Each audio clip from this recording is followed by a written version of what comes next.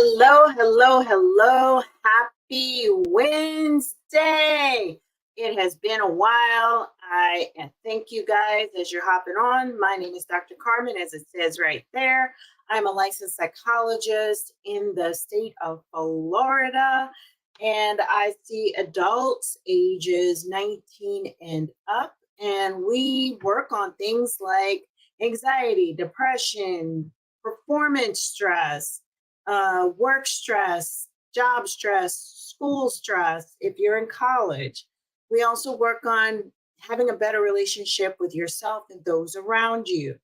So today's broadcast came about because we've been dealing with some low frustration tolerance. That's what I mean when I'm talking about do you pop off for the least little bitty, tiniest little bit of irritant? You might have low frustration tolerance. If you have been identified and diagnosed with attention deficit disorder or being on the autism spectrum, you may be more prone to low frustration tolerance. That emotional dysregulation is common with people who have attention deficit disorder, whether you're hyperactive or you're more of the inactive or daydreaming type of attention deficit. You may have more of that. With people who are on the spectrum, you may be prone to more of these outbursts and low tolerance moments because things change too much and you like things a certain way, you like your routine, you get fixated on certain things, and if you have to avert your attention or switch your attention and your focus from those things, you could be more prone to poor frustration tolerance. So I hope I've explained a little bit about what frustration tolerance is or isn't. But let's continue on with a little bit more about that so that we can really get into this topic. So, and as you're hopping on, don't forget to say hello. Tell me where you're watching from. And if you have subscribed, thank you for subscribing to the podcast, for subscribing to YouTube, wherever you get this message. I appreciate you. It is for those of you that I do this, to give you the free 99 mental health tips and tricks to stay balanced. So again, poor frustration tolerance. Why do we want to manage it better? Why do we want to improve in this area? Because it often leads to behavior problems. More often than not, we're talking about kids, but I want to say grown folks. Y'all, you be acting out too. Just to keep it simple, keep it, on 100. We get frustration, intolerance, behavior problems too. But what it looks like is you popping off at your girlfriend, your guy friend, your significant other, or you're on edge with the kids and you just like, just leave me alone. And you're screaming or you're yelling or you're slamming doors and you just don't want to be bothered. So emotional outbursts and meltdowns can be possible with that, or totally shutting down if you have one of those conditions I mentioned previously where, all right, I give up, I quit, I'm out, and you're gonna do like a toddler does, but the adult version of, yeah, I'm just gonna stop and drop right here, not doing anything else, not moving forward with this. So those are some examples of adult meltdowns. And they're as many and varied as the people in the world today. So it's explosions of anger. It's the after effects of the anger.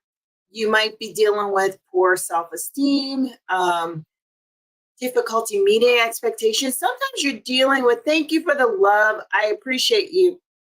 Sometimes you're dealing with not being able to meet expectations.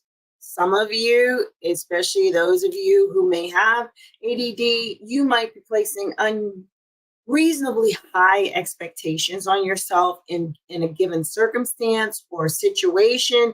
And that brings about a lot of frustration, putting unreasonable pressure on yourself to perform or to succeed at whatever it is that you're doing. That's what we're talking about. So, what's the cure? What should we do? I'm going to borrow from DBT because it's just good to learn how to improve the moment and develop some more distress tolerance, as we put it in DBT. So, helping you to manage the daily frustrations with daily hassles. Things were backed up. You left in plenty of time, but you didn't know there was an accident on the highway, or financial things. You didn't know that this bill was going to hit and it was more than you had budgeted for. You forgot it comes around annually. Interpersonal conflicts at work, at home, and things like that. But how can you improve the moment and have better stress tolerance, manage the frustration triggers? Ugh, sorry. Let me take a drink. Again, give StreamYard permission to publish your questions, because that way I can track back to you and answer your questions in real time. I forgot to put that on for a minute there, but we'll get that corrected. I'll put the comments section in there. So for those of you who are just joining, we're talking about frustration tolerance, especially if you have been diagnosed with attention deficit, or you're on the spectrum, or you have some depression and anxiety working in there, which could account for moments of low self-esteem and,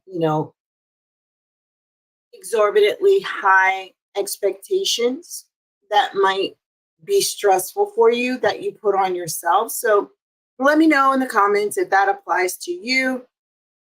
Like I said, I've given the definition of it. I've given the definition of what those acting out, popping off behaviors might look like in adults as well as kids. But mostly I'm talking to you grown folks out there. Raise your hand if you've had some issues with frustration tolerance.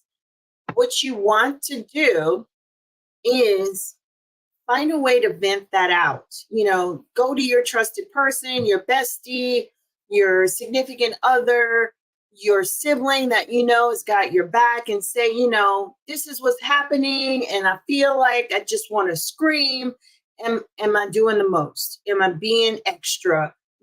And they can talk you off the ledge. They can help you see it more clearly, see it from a perspective that is less frustration inducing, so that you can calm down and make the situation better. The other thing to do is to get out and do some physical activity, get some movement going to break up that excess anger and energy that comes with being so frustrated. Go out, take a walk, go punch a pillow, take a moment if you can, close the door and just, it sounds weird, it seems weird, it's alarming, but it feels good. In this way, you're not screaming at somebody. You're not making the situation 10 times worse because you're yelling at them and cursing at them and talking down at them. You're just getting out that anger and frustration. You can also do some mindfulness activities, even 10 minutes, of focusing on what you can see, focusing on what you can hear, what you can smell, what you can feel, like your rear against the seat, the cushions on the couch, if you're on a couch, the temperature or the humidity in the air or the lack thereof, if it's a really dry air and you can feel the sun beaming on you like it was earlier when I took my walk at lunch. Focus on those things. Get yourself grounded. Take your mind off of whatever that little irritant was that set you off in the first place. Then come back and think about how you can improve the moment. Visualize yourself succeeding at whatever it is that you are frustrated by. Visualize yourself if you have to go to a meeting and you're presenting, being able to speak well, to be heard, to be understood, and seeing light bulbs go off in the audience where they're getting what you're saying, they're appreciative of the information you're offering, those kinds of things to kind of help deal with the frustration. Um, Learning some more patience. Sometimes our frustration tolerance is because, again, if you are prone to ADHD or ADD, attention deficit hyperactivity disorder, or adult attention deficit, you may have some impulse control issues that increase your impatience to get to the end of the thing or to get through the boring part of the thing. So let's work on breaking it down into steps. One, so you know that if you complete these steps, you're going to get to the end result that you want. You just have to wait until you complete the steps instead of, already jumping to the end process before you've even begun at step one. So slow it down, break it down so that you have more control and you can control your expectations for the outcome. Let me see, let me look at my notes right quick, make sure I didn't forget anything else. Because we want to tone down the interpersonal conflicts that may come about because you're having a meltdown, because you have low frustration tolerance. We don't want to make it harder for you to interact with your boss, with your coworkers, with your family, with your significant others. So another example of low frustration tolerance might be, if I don't win this game, I will always feel like a failure for the rest of my life. What are you telling yourself? What's the story you're telling about your experience? If you're telling yourself negative things about your experience, that's going to increase your frustration tolerance, your anxiety about the situation, maybe your depression, because you're reinforcing this idea that you have no capabilities when you are telling yourself these kinds of stories. So there's that part. I'm missing something. I wanted to try to make sure I get it all out to you in a reasonable chunk so that you can take some action, you can recognize when it's happening and counter it, do something, act the opposite. So we talked about improving the moment by visualizing a positive outcome. You can also take a time out. I'm not saying quit, but take a time out. Go do something else fun for 15, 20 minutes. Take your mind off of it, bring your temperature down, relax a little bit, have a laugh, then come back to whatever the activity or event is that is increasing your frustration. Taking that time out, getting a reset, it's like pressing the refresh button on your computer will get things clicking again. I missed something else in my notes. Hold on a minute. Some of my own frustration tolerance things when the setup is not exactly the way I want it to be, reminding myself that it's all going to work out okay. I will find what I'm looking for. So the other thing is to acknowledge your feelings and identify or label them so that you can try to induce the opposite feeling. So if the feeling is, I feel inadequate, how can I feel more capable, more in control, more knowledgeable? Do I bring my notes with me? Do I practice with somebody I trust if I'm giving a presentation? Do I go and do more research to make sure that I feel confident that I have the most up-to-date knowledge? Trust me, even doing this, even with all of my training and schooling and the doctorate and so forth, I still have to do those things too to make sure that I have all of the information I need and I organize it in a way that I can share that information with you. So again, label the emotion and then take a look at the feelings wheel and look at what's on the opposite side of that. Feeling capable, feeling successful. How do we make those feelings come about more? I remember the last few times I gave a presentation, even though I was nervous, as they say, AF, but it turned out well. Even though I had terrible, terrible stage fright, it's always worth the exercise. It's always worth people saying that they got some benefit from it, they got some relief from it. So, put things in perspective. Again, that's the part where you get other people to give you their perspective so you have a more realistic view of the situation and can problem solve better. Again, getting some movement, doing some healthy releases of that angry energy can also help you. Take a break, do a video game where you're going to expend some energy, pound on some things, and not, break anything in your immediate vicinity or throw things at other people or yell out at other people. So break the negative thought loop. And honestly, this is one I got from Joseph McClendon III.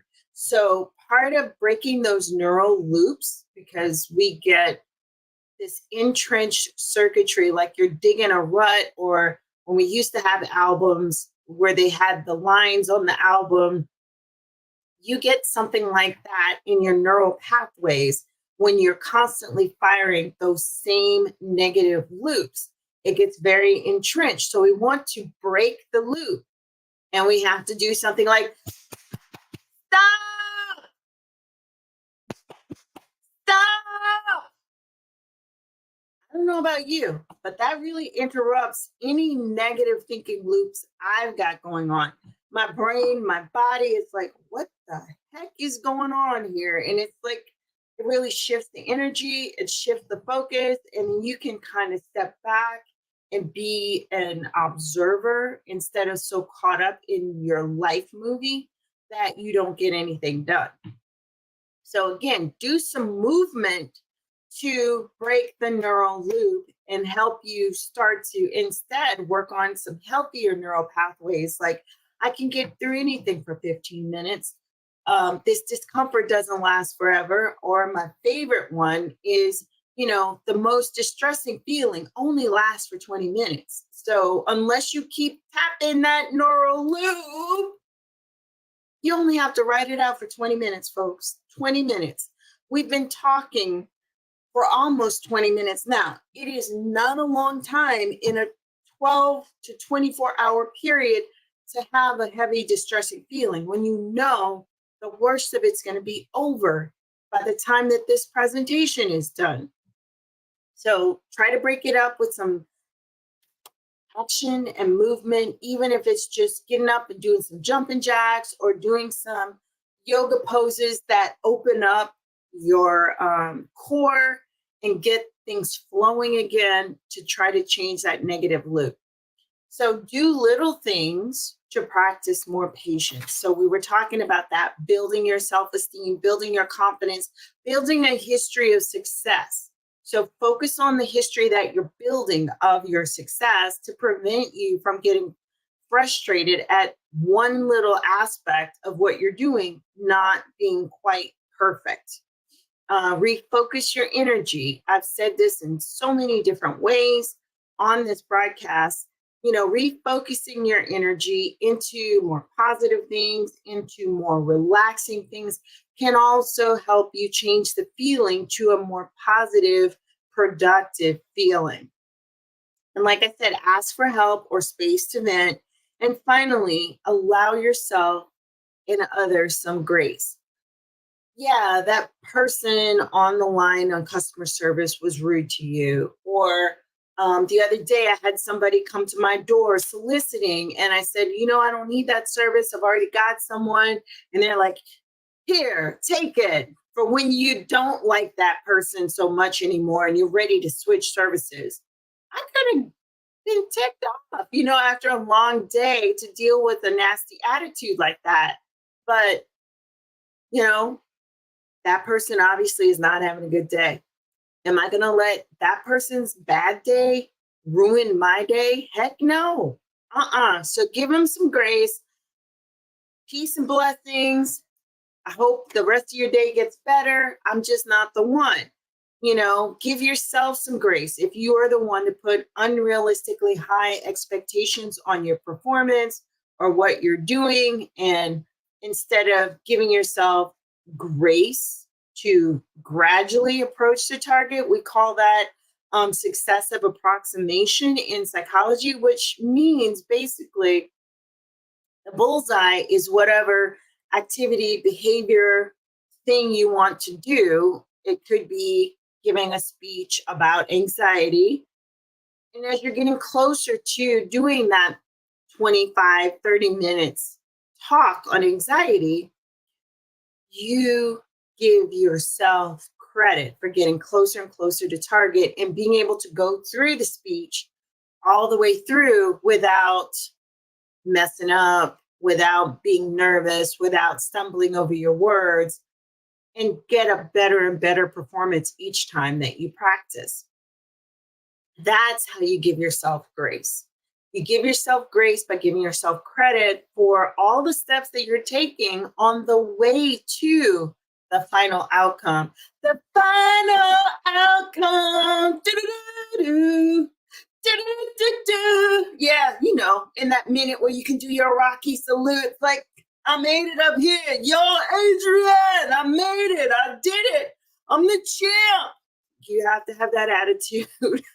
I'm sorry. You have to have that attitude about what you're doing on the way to your final outcome, your successful outcome. That's where you need to live. So I know it's been a while. I just haven't had anything constructive to share with you recently. And let me know if you got some benefit out of this. Drop me some more hearts. Share this out to some of your friends who might be struggling with frustration, low frustration tolerance, and acting out. These little mental minutes are, again, free 99 for your own self-improvement. It does not constitute a therapeutic relationship, but I wanted to give you some ways to improve the mood and improve the moments so that most of your moments can be happy, productive ones. So thank you guys for listening. I love you. Thank you so much for sharing out. If you put some comments in and you're listening to this after the live broadcast, I will go back and answer your questions in the background. So thank you very much. If you're watching me on YouTube or on podcast, please like and subscribe or like and follow. Also, don't forget to rate me on Spotify, on podcast. I appreciate your efforts. Let me know what more you would like to see on The Couch with Dr. Carmen. And we will try to provide that, whatever other topics you guys are interested in with regards to self-improvement and living your best life. So thank you and bye-bye. See you later. Be well, and I'll talk to you next time.